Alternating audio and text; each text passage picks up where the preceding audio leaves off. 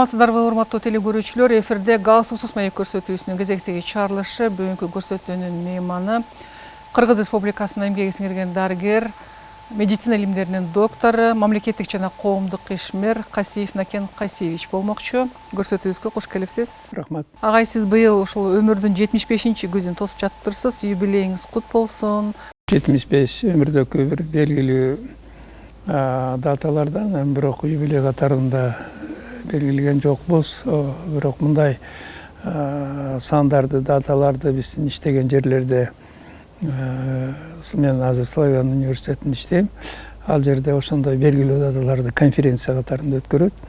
Быйыл жакында сентябрда эл аралык конференция болду.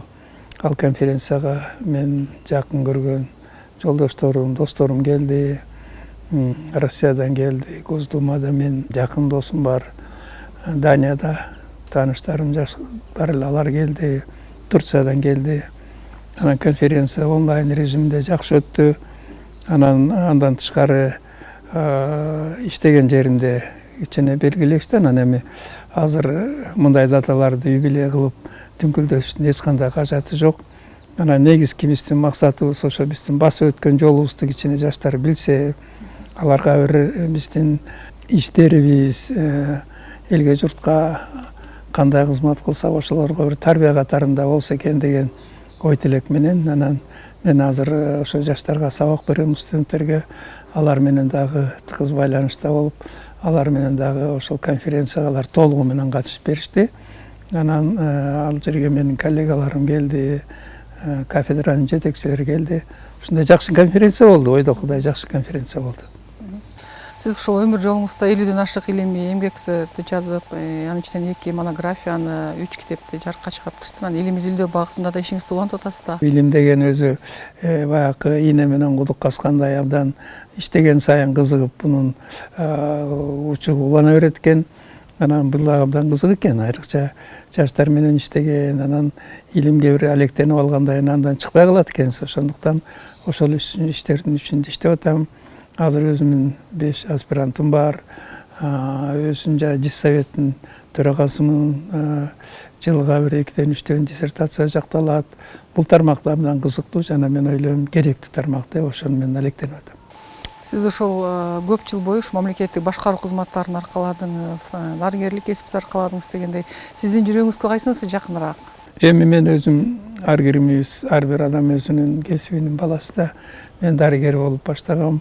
Анан дарыгерликтен эмгидигиче кол үзгөн жокмун. Себеби ошол жылдардан бери мына 50 жылдан бери 50 жыл болуп калды да, мен мына 52 жыл болуптур дарыгерлик кесипке ээ болгонум. Анын ичинде көп тажрыйба топтолду. Анан аны жаштар менен бөлүшпөстөн кээде оорулар да кайрылып калат. Аларга өзүмдүн баягы кеңешимди берем. Туура жагдайга жардам берип, ошолорго бир оорудан тезирээк сакайып кеткенге көп учурларда менин керегим тийип калат. Ошондуктан мен эң негизги кесибим врачмын, доктурмун. Ошол мага жакыныраак. Анан эми ал чиновник деген, мына мен почти 40 жылдан ашыгыраак чиновник болуп иштеп калдым. Бул да абдан жакшы, керектүү нерсе. Себеби чиновник десе эле атка минип алып, анан команда бергендей кээде элестетишет да. Андай эмес. Себеби бул адамдар менен байланышасың, коомчулук менен байланышасың. Анан бул адамдардын үй бүлөлүк турмушу менен, айрыкча мына губернатор деген иште абдан кызыктуу. Бул иште мына мен иштеп турган убактарда абдан көп проблемалар болду. Мисалы, чакырчылыкты жоюу. Мен губернатор болуп ош иштегенде чакырчылыктын деңгээли 70%га жакын болчу.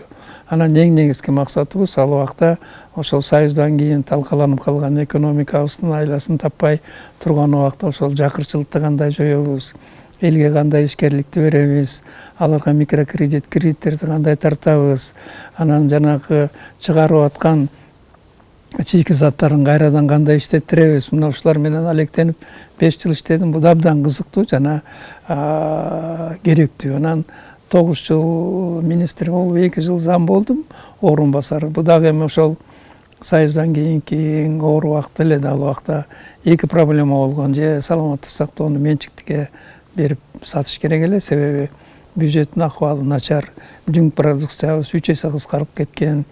дары дармек келбей калган, оорулар четинен кыйналып, кээ бирлери жан таалим боло баштады. Ошол убактарда сөзсүз түрдө муну реформага же болбосо башка нукка ошол базар экономикасынын калыбына калыптандырыш керек эле. Ошондуктан чоң реформа иштер жүргөн.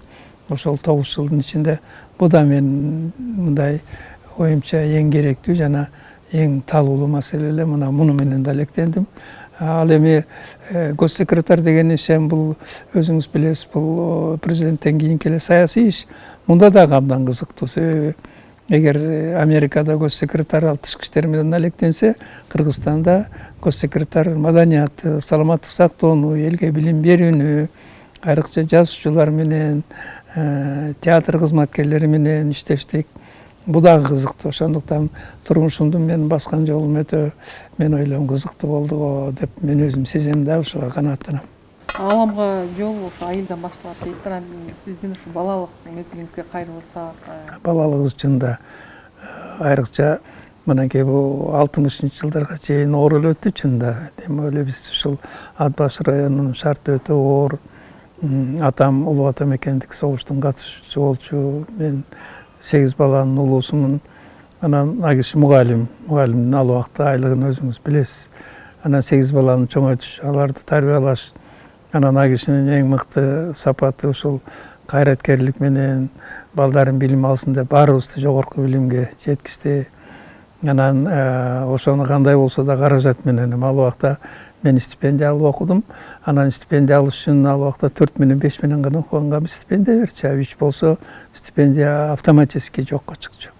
Ошондуктан биз окуган убактарда аракет кылдык, бирок ата-энелерибиз ошо болгон тапкан ташыганын балдары окуса экен, келечекте жакшы адамдар болсо экен деп, тем более киши улуу атам экен согушка барып баарысын көрүп келген, кан кечип келген киши. Анан илимдүү балдар, илимдүү адамдар кандай жашайт, аларга оңго кандай салым кошолун алар жакшы түшүнгөн. Ошондуктан бала кезибиз мындай оор болгон менен, бирок мындай максатыбыз, эртеки күнгө болгон умтулуубуз абдан жакшы болгон. Себеби мен мугалимдин баласы болгондон кийин биринчиден китепке өтө жакын болдум. Ошол мектепте окуп жүргөндө эле жанагы Түгөлбай Сыдыкбековдун романдарын, Каныбек Жантөшевдүн Каныбегин калтырбай окудук. Даже мен 10-9 класста Хемингейдин китептерин да окуп калдым. Себеби китепке жакын болгонум, атам өзү китепти өтө жакшы көрчү, кыргыз тилинен сабак берчү дагы. Анан мен абдан китепке мындай сугарып койду да. Ошонун кийин мен мына бүгүн ошол күнгө чейин ошолорду эстейм да. Анан кайра ошол китептерди, окуган китептеримди бүгүнкү күндө кайрадан кайталап окуп атам. Бала кезимден тартап мен апам өтө оорукчан болуп калган, ал киши ошо 40 жашында кайтыш болуп калды. Анан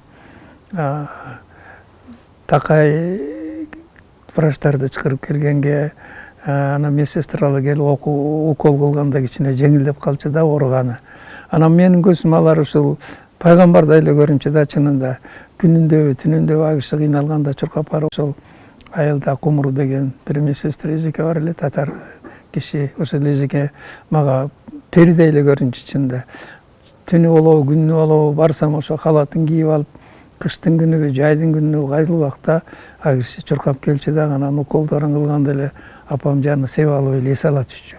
Анан ошондон баштап бул кесипти жакшы көрө баштадым да. Анан кийин 11-классты биз 11 классты бүтүп калдык. Анан мен тандоого туура келди. Оюмда бир ветеринарный врач болсомбу же врач болсом деп жүрүп, анан жанакы максат жеңди окшойт, мен анан врачтык кесипти тандадым. Ошо студенттик кураңызга кайрылсак да, ошол мисалы айылдан келген элеттик жигит үчүн ошол Борбор калаага келип орус тилинде окуу кандай болду? Эми биздин мектепте орус тил сабагы фактически берилген жок. Орус тилин мен ачык айтканда мына ошондо Фрунзага келгенде кечирип коесуз, нан дегенди билчүмүн. Анан башка мындай бир 2 сөздүн башын сүйлөгөнгө орусча кыйын болчу. Ошондуктан 1-курста өтө катуу кыйналдым. Ошо жарым жылдыкка жакын убактарда орус тилинен Клавдия Ивановна деген бир орус эже берчү эле. Ал киши такай 1 деген баа койчу мага, 2 койчу эмес. Значит, молодой человек вам кол деп кысыл карындаш менен коюп койчу. Анан орус тилин окуганга туура келди да, анан латын тили келет медицинада. Экөөнү тең жаттап окууга туура келди. Анан бара-бара ал убакта бул Фрунзеда 70%ке жакын орустар жашачу. Алар менен аралашып, анан где-то ушул биринчи курста аяктап калганда тилди үйрөнө баштадым. А так ушу кышка жакын декабрь, январда аз жерден кетип кала баштадым. Себеби орус тилинен де көбөйүп кетти чында. Анан орус тилин жакшы билбегенден кийин башка сабактардан да кыйналат экенсиз да. Башка сабактардан да аябай кыйнала баштадым. Билип турсаң дагы баягы толугу менен мугалимдерге жеткире албай кээде кыйналчумун.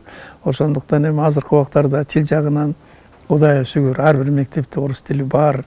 Бирок кыргыз тилибиз мына эне тилибиз азыр абдан жогорку максат менен иш кылып атат. Өкмөтүбүз тил жагынан азыр тил комиссиясы мына Осмоналиев Каныбек мырза абдан жакшы иштер жүргүзүп атат барлык жерлерде. Анан бирок ал убактагы өзүңүз билесиз, орус тили баягы гегемония алдыда турган, же болбосо баягы негизги белгилечү тил болчу да, ошондуктан абдан катуу кыйналгам. Орус тилинен аз жеринен мен окууну таштап кетип кала баштадым. Эмгек жолуңузду ушул кайсы жерден баштадыңыз? Ош шаарында жибек комбинатында цеховой врач болуп 1 жылга жакын эмгектендим. Анан мен армияга чакырды, анан аскер кызматы кылып, Украинанын азыркы Львов шаарында штабы болчу, Прикарпаттык военный аскер округунун. Анан мени Житомир шаарына жөнөттү. Ош жерде 2 жыл аскер дарыгер болуп, 2 жыл кызмат өтөдүм. Нарынга кийин саламаттык сактоонун бөлүм башчысы, облздравдын төрагасы болуп, Зав облздрав болуп иштедим. Ал Токмок шаарында башкы врач болуп 5 жыл иштегенден кийин ага чейин Малисайда 7 жыл врач болдум. Анан Токмокто, анан Нарынга которушту. Нарында дагы 2 жылга жакын саламаттык сактоону башкардым. 17 жыл саламаттык сактоо менен тыгыз байланыштуу иштедим. Анан 40 жылга жакын башкаруу системасында иштедим. Үй бүлөңүз жөнүндө айта кетсеңиз. Үй бүлөм менен байбичем менен ушул 68-жылы үйлөнгөнбүз. Ал киши дагы мектепте окуп жүргөндө бири-бирибизге жаккан окшойбуз. Анан кийин 43 жыл чогуу жашап, ал киши 10 жыл болуп калды, кайтыш болуп калды. Анан бул үй бүлө деген маселе абдан адам үчүн өтө терең керектүү маселе. Ошондуктан мына байбичемди азыр эстеп отурам. Себеби могу кородогу бүт гүлдөрдү, дарактардын баарын ошо киши калыптандырып кеткен. Анан баягы кыргызда бир жакшы сөз бар. Аял жакшы, эр жакшы деп. Аялыңыз жакшы болсо, сиз кайда баягы өкмөт, мамлекет кайда чектесе унчукпай. Мисалы мен барбаган жерим калган жок да. Тияк Украинага бардым, Ошко 2 жолу барып келдим. Нарынга бардым, Токмокко бардым, Майлисайга бардым. Барбаган жерим калган жок Кыргызстанда. Ошонун баардыгында өзүнүн иштеген иштеринин баарысын мындай жертва кылып унчукпай, менин кылган иштеримди колдоп жүрдү. Ошондуктан бул үй бүлөлүк маселеде мага чоң түрткү берди да ишиме. Бир уул, бир кызым бар, азыр 4 неберем бар, Кудайга шүгүр. Анан эми буюрса чөбөрөлүү болобуз деген үмүттө турабыз. Жашооңуздагы мындай сүйүнткөн нерсе эмне сиз үчүн? Эми сүйүнткөн нерсе биринчиден аз болсо дагы, көп болсо да элге журтка кызмат кылып калдым го деген оюм бар. Дагы эле жасап атабыз.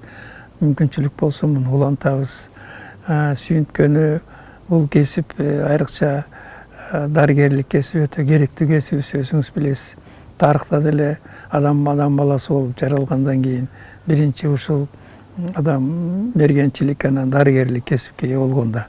Ошондуктан ушул кесипке ээ болгонума сүйүнөм. Туура кылган экенмин.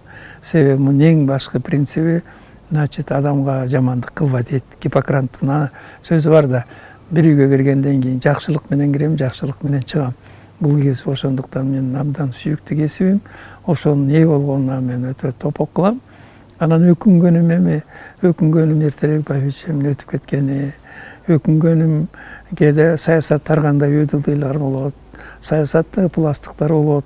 Анан кээде мындай бир туура эмес иштей болуп калганда өкүнүп калам. Бирок эми турмуштагы менимче жакшылыктар көбүрөөк болду деп ойлойм да. Ошондуктан өкүнүчтөрдү азайтыш керек, дагы жакшылыкты эстеп, анан бүгүн эртеңки күнү менен жашай бериш керек. Өзүңүздү бактылуумун деп эсептейсизби? Кудайга шүгүр деп эсептейм, жакшы, бактылык деп эсептейм. Себеби жакшы турмушта жакшы убакыт иштеп өтүп кеттим. Анан оюмдагы иштерди менимче аткарып калдым деген оюм бар да.